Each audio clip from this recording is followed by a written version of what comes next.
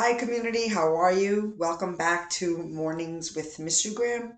I am Patricia Freudenberg, CEO and founder of Mistugram, a social platform so you can pay tribute when you miss someone who's passed away, excuse me. And we are here creating a new community on our channel called Mornings with Mistugram. And for those of you who are joining us for the first time, I want to share with you why it's called mornings when it's not even in the morning. Because if you're lucky enough to wake up in the morning, it's a good day. And when you're missing somebody that passed away, especially if it's recent, even if it's not, it's hard to cope with loss.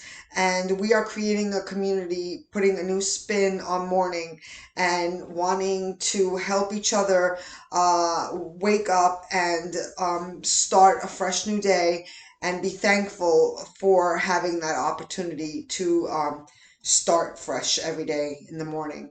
So, we are gonna be talking about sharing today, and we do rotate topics of discussion between tribute, cope, and share. If you've been coming back to our episode, and welcome if you're joining us for the first time.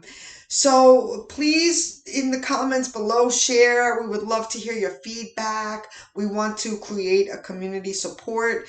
We are going to have a Facebook group, so look for us on Instagram and stay tuned for updates on that, as well as updates on the new release of Mistugram app, which is found in the Google Play Store, Amazon Play Store, and Apple. So we are working on a new release, so please subscribe to our newsletter for up-to-date updates on mistugram.com.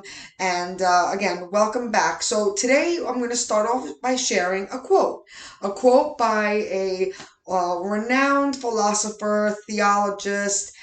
He was way ahead of his time. His name was Ralph Waldo Emerson.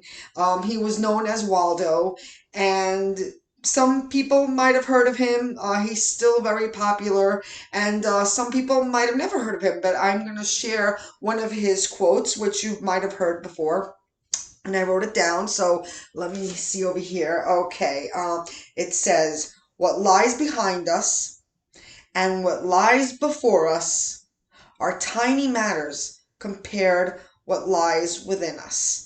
Again, it's finding the light within. Here I go again, but I'm going to keep on saying it because sometimes the most obvious thing we don't see, and that's the light within us, okay?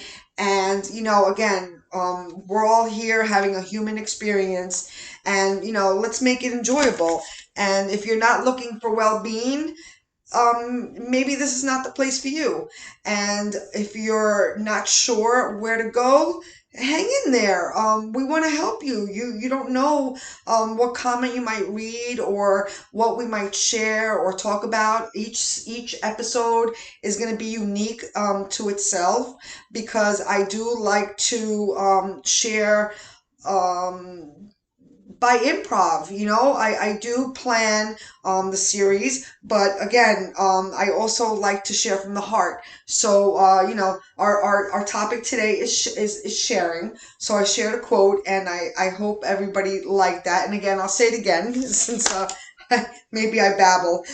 What lies behind us and what lies in front of us are tiny matters compared to what lies within us. It's what is within us, what is really important, And again, if you're lucky to have the realization and you're lucky enough to wake up in the morning, those first thoughts are vital. Dr. Wayne Dyer had explained how it's the beginning of the momentum. It's a fresh new start in the morning. So when you wake up in the morning, you have a fresh momentum. So the thoughts that you have really play out throughout the day. It's very important that you are more aware. Each time it will be easier to get through an adversity, especially when it's loss, like it is now. So now I'm going to share about a book that was really interesting. It's pretty new. It's on Amazon. If you go to missugram.com and look up inspirational books, it is featured for the book of the month, but you could also find it there in the recommendations list for enlightenment, because it is an enlightening book. It is a memoir of Richard Melora, and he wrote the autobiography of a New York salesman. And you know what?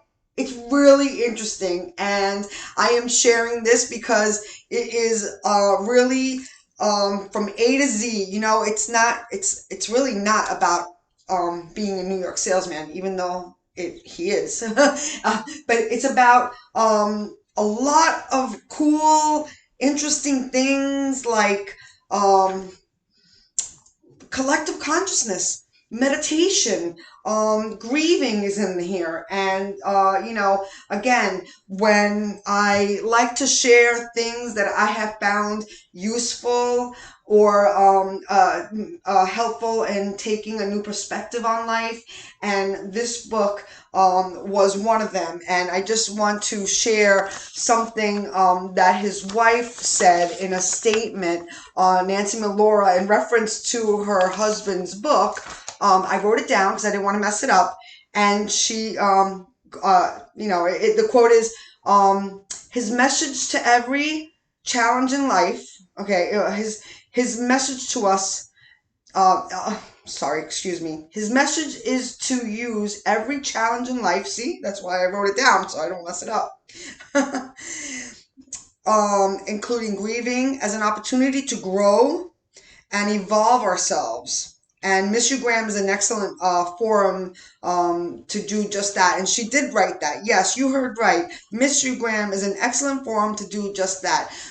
Richard references Miss U Graham in his section of grieving, because he understands that it's a process, and he writes about his experience, his wife's experience, losing parents, very, very heavy stuff, but things that we do go through. It's inevitable. Hopefully everyone can live a really long time. I always say that. I wish everybody, 3 digits. But it's about embracing life through loss. It's a process that we're all going to have to go through, and the point is to be there for each other, and sharing through each personalized experience might change somebody else's perception or experience for a better future. So again, we are creating this community, just that, and today we are sharing also creates trust, which is a prerequisite for security and happiness. When you share feelings and knowledge as well as possessions, with others, you create, these wonderful relationships, and it flows back to you, then people start to share with you. And again, you learn from each other. And, this is, again, possessions. You say possessions. Yeah, we all know the classic, oh, my grandma's necklace. This was actually a gift to me. But, I do have jewelry that was my grandmother's that passed away.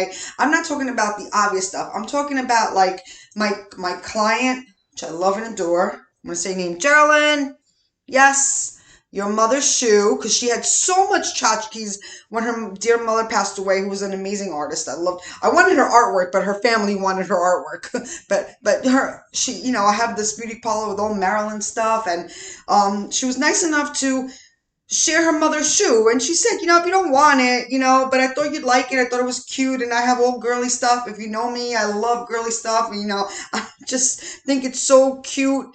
And, yeah, she shared with me and when she, when I see her, sometimes she'll visit her mom's too. Anyway, yes, share possessions. It's a big deal. And then also through, sometimes it's not maybe something that was somebody who passed away, but you share like a symbol. Again, Nancy, Laura, the author's wife, also a dear friend. She shares the love of cardinals because it reminds her of her father. And a lot of people can associate cardinals and butterflies and pennies from heaven, feathers. Again, it's sharing and it's caring. It's corny, but it's true. And again, we are here creating this community so we can get through these adversities a little easier, especially when we're dealing with missing somebody. The holidays are coming up, everybody. We all have somebody that is not sitting in the seat, and we wish they were there, but we know it's life. It's just something we have to deal with. So let's be a little disruptive. Let's get out of our comfort zone of wanting just to go and hide and forget about the holidays and try to get through it. Some people cope this way. Again, that's another episode. We do talk about coping skills. Today we're talking about sharing. So, we want to keep it light. When it comes to sharing, you keep it light. Remember, if you're sharing things that might bring somebody down, remember what is the motive of you sharing? Is it just because you feel like you have to get it off your chest? Yes, sometimes you do. Sometimes you should maybe seek professional help because maybe the person that you're telling really is not going to benefit. If anything, will sink with you. You got to remember, like if you're drowning. I read this in another book that was amazing. I just started reading Jay Shetty's book, How to Think Like a Monk. I'm not completely finished yet, but I did get to the part where he explains, if a lifeguard sees somebody drowning, they could save them. But if you don't know how to swim, or you don't know how to swim well, guess what? You're going to drown with that person. So same idea. Be mindful when you share. How you're sharing, with who you're sharing, and what is the reason that you're sharing.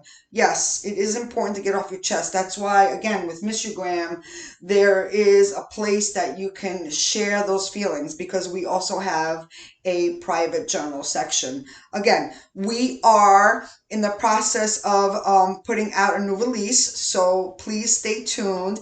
And with all contributions, if you buy our t-shirts in our website, go to our menu and you'll see t-shirts. You'll find these t-shirts, and contributions do go so to support the development.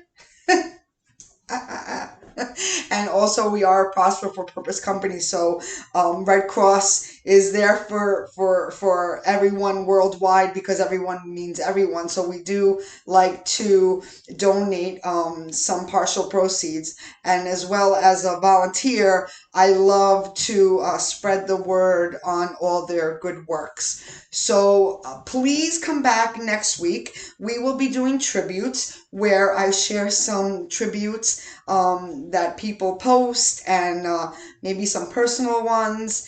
And we would love to hear your feedback and your comments. Like I said, stay tuned to our Facebook group coming soon. And you could sign up and subscribe so you could stay updated on all the latest details. Thank you so much, and we'll see you soon. Bye bye.